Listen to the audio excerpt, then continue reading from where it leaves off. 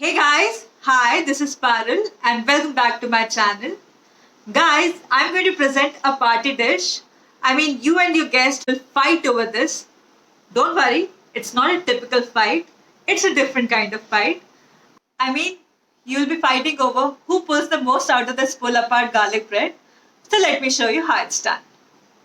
In this quarantine era, we are making the bread also from scratch. So I'm adding about 100 ml of milk in a bowl, and then I'm adding 1 teaspoon of instant dry yeast, and also for activating the yeast I'm adding 1 teaspoon of sugar.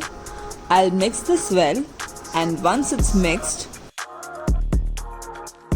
I will cover it and keep it aside for 10 minutes for yeast to rise. Now let's take a pressure cooker. I've added the salt and stand. Now I will remove the weight and the gasket from the lid and preheat it for 15 to 20 minutes. Now we'll be dusting the mold in which we'll be preparing our bread. So let's add 1 teaspoon of oil, apply it nicely, and then add about 1 teaspoon of flour, and we will dust it. It's been 10 minutes now, so let's check our yeast. It has nicely fermented.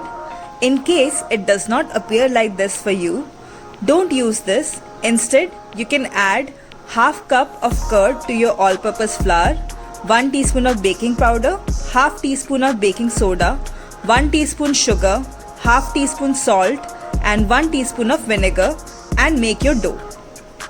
Now we'll nicely mix this and add about 1 teaspoon of milk powder. This is purely optional and it will make your bread more soft. And now let's add about 1 cup of all-purpose flour and 1 pinch of salt. Now we'll mix this to form a dough. Now we'll add a big dollop of butter and mix this properly. And once the butter and the dough is mixed properly, we'll add some more water in this.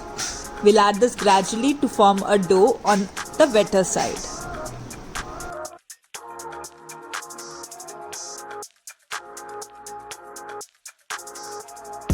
Now let's start the kneading process. So we'll continue this process for another 3 to 4 minutes and scrape it once we see the mesh-like pattern.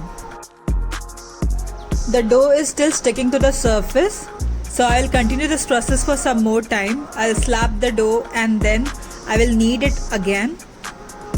So let's continue this process for 1 or 2 minutes more.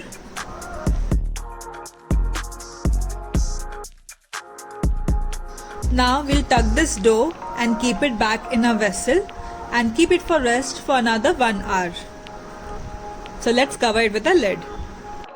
Guys, it's been an hour. So let's check our dough now. It has nicely risen. So let's puncture it and collect it, and then we'll tuck it in for another 1 or 2 minutes. And then we'll keep this in our cake mold. Once we have placed it, let's brush some oil on top and we'll keep it for rest for another hour. So it's been an hour now and our dough has risen, or you can say it has doubled in size. So let's brush some oil again on top of it, and then we'll place it inside our cooker. So our cooker is nicely heated, and let's place our mold inside it, and then we'll close the lid and keep it for 20 minutes. So it's been 20 minutes. Let's check our bread now. It's done, but it's not brown from the top. So let's remove it from the cooker and brush some milk on top of it. Just like so. We'll bake this again for another 20 minutes.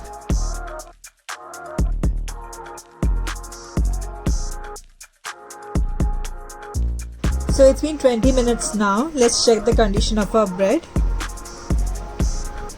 And it is nicely done. So let's remove it. And now we'll apply some butter on top of it. This will make the bread softer. And now let's cover it with a cloth. It's been 15 minutes now and my bread has nicely cooled down. So let's scrape the sides and then we'll unmold the bread. The bread is very soft and is very moist as well. Let's take some oil in a pan and add a big dollop of butter and let the butter melt. And once it's melted, we'll add about 1 cup of garlic and then we'll mix it well. And then we'll add some mixed herbs, some basil leaves and some oregano as well as some chili flakes. Now let's mix all of these together. Let's add about 1 teaspoon of salt. Now let's saute this for some time and then add a handful of coriander leaves.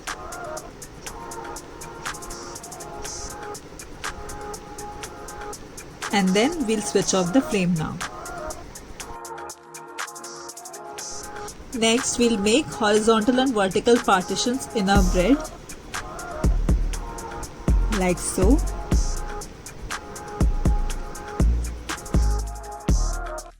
And it will appear like this.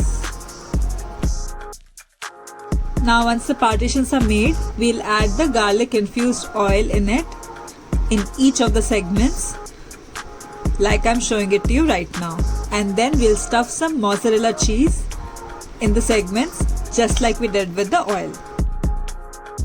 Now when we have stuffed the mozzarella cheese nicely, we'll add it to our cake mold.